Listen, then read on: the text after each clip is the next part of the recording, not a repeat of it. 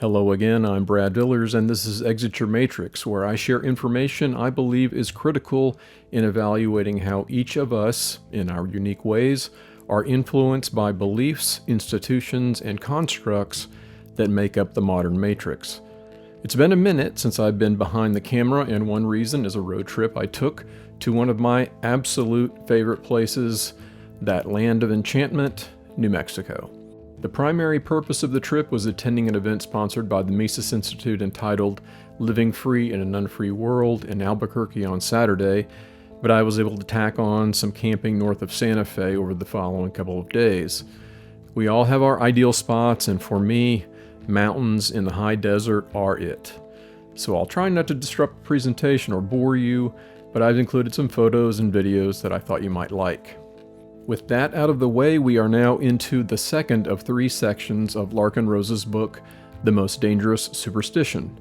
Recall the first section was dedicated to identifying the superstition, which we know is ultimately authority but manifests most visibly in the form of government. Moving into section 2, he presents his argument at disproving what he claims is the myth of authority. One of the first topics he addresses is the widely held belief that government is needed to tamp down the ill effects of people's true natures, and he does so with this question. If human beings are so careless, stupid, and malicious that they cannot be trusted to do the right thing on their own, how would the situation be improved by taking a subset of those very same careless, stupid, and malicious human beings and giving them societal permission to forcibly control all the others?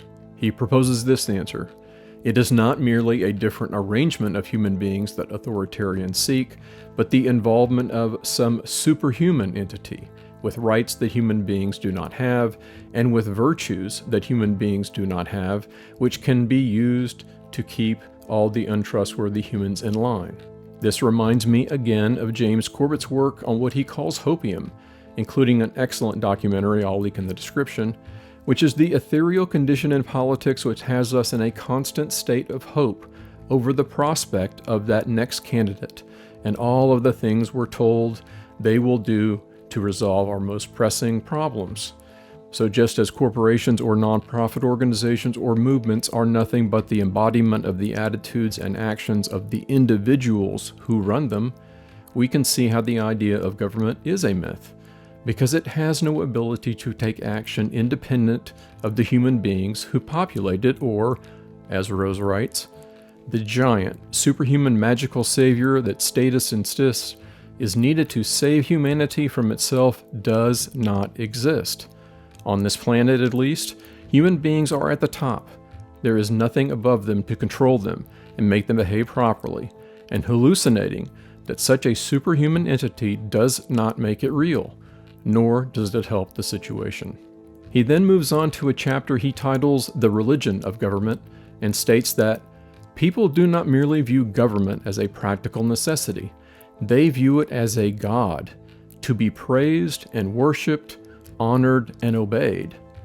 But he makes an important distinction between the religion of government and other what we call social or theological religions, which is that conflicts between the two are always resolved in favor of the religion of government.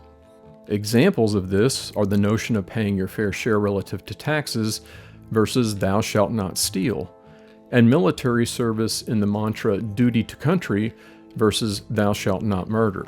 He caps off his argument with this passage. Perhaps most telling is that if you suggest to the average person that maybe God does not exist, he will likely respond with less emotion and hostility than if you bring up the idea of life without government. This indicates which religion people are more deeply emotionally attached to, and which religion they actually believe in more firmly. In fact, they believe so deeply in government that they do not even recognize it as being a belief at all. The reason so many people respond to the idea of a stateless society, anarchy, with insults, apocalyptic predictions, and emotional tantrums, rather than with calm reasoning, is because their belief in government is not the result of careful, rational consideration of evidence and logic. It is, in every way, a religious faith, believed only because of prolonged indoctrination.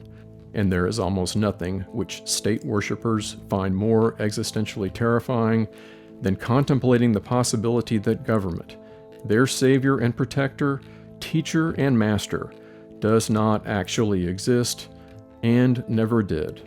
Rose goes on to tug at a very sensitive psychological scab when he addresses the underlying motivation for their belief in government, and the associated hope of it is a wise, unbiased, all-knowing, and all-powerful final decider that will override and supersede the selfish whims of man and unerringly dispensing justice and fairness.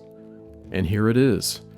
People may say they want government to enforce objective rules of civilized behavior, but what each statist really wants is to have his own idea of justice and morality enforced by authority.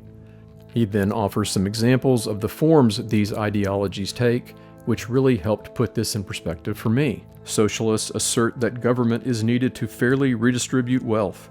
Objectivists assert that government is needed to protect individual rights. Constitutionalists assert that government is needed to carry out only those tasks listed in the Constitution. Believers in democracy assert that government is needed to carry out the will of the majority. Many Christians assert that government is needed to enforce God's laws, and so on. I think it's important to pause here and share a personal note Rose includes, which I really respect, and because it demonstrates the use of that rarely uttered sentiment, "I was wrong." Author's personal note. I say all of this as a former devout statist who for most of my life not only accepted the self-contradictory and delusional rationalizations underlying the myth of government, but vehemently spread the mythology myself. I did not escape my own authoritarian indoctrination quickly or comfortably, but let go of the superstition slowly and reluctantly, with much intellectual kicking and screaming along the way. I mention this only so that it may be understood that when I refer to the belief in authority as utterly irrational and insane, I am attacking my own prior beliefs as much as anyone else's. And we'll close with this excerpt. Ironically, what statists actually advocate in their attempts to guarantee justice for all is the legitimization of evil.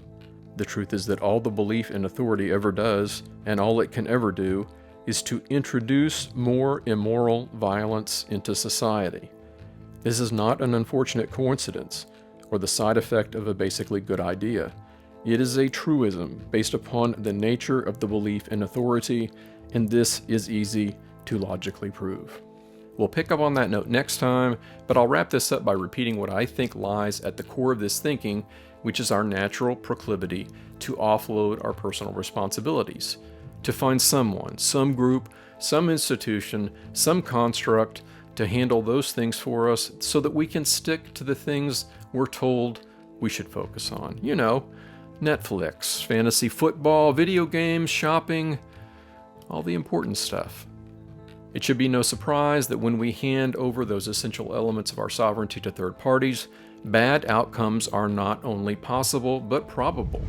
I appreciate you being here, and if you found this valuable, please subscribe, like, share, and hit that notification bell. I look forward to the next one. Until then, be well.